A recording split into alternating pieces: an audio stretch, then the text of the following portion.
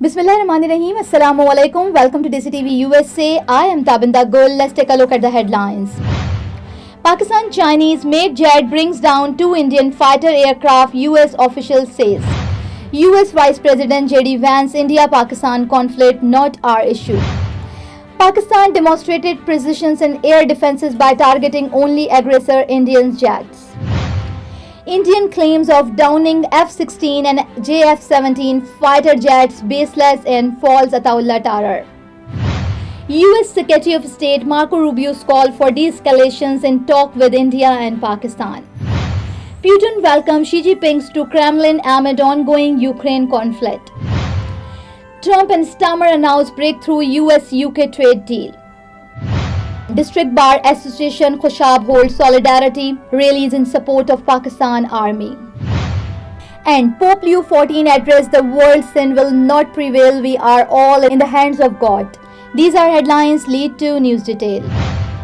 Now the top story is here. US officials have confirmed that Pakistan used Chinese-made J-10 fighter jets to shoot down two Indian military aircraft during recent aerial clashes. The downed planes reportedly including a French-made Dassault Rafale, with the event marking a significant moment for China's advanced aviation technology.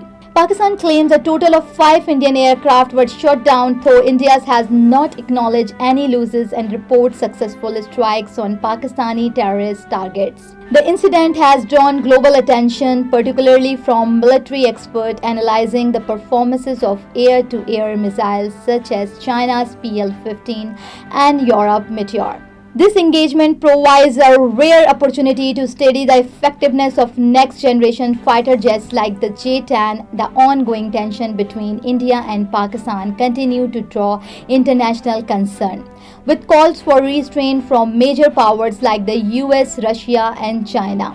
The use of Chinese technology signal growing military ties in the region. Neurological care is a pressing healthcare challenge in Pakistan. That's why Helping Hand USA is building Kind R, a world-class hospital with 130 plus clinics that is set to establish new standards for neurological care in Pakistan.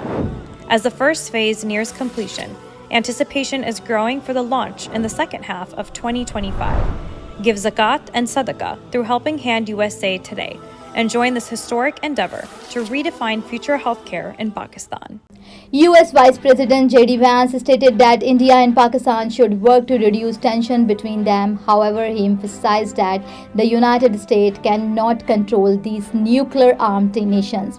Vance made it clear that if a war were to break out between the two, it will not be our issue, signaling a not interventionist stance from Washington in the event of the regional conflict.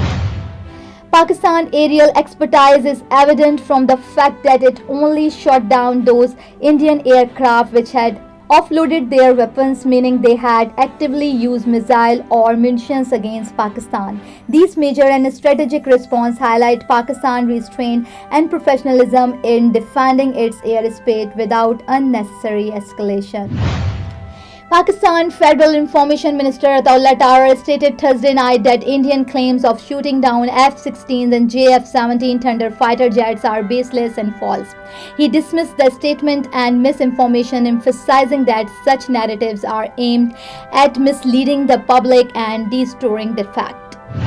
US Secretary of State Marco Rubio urged both India and Pakistan to de-escalate tensions and supported direct dialogue between the two nations.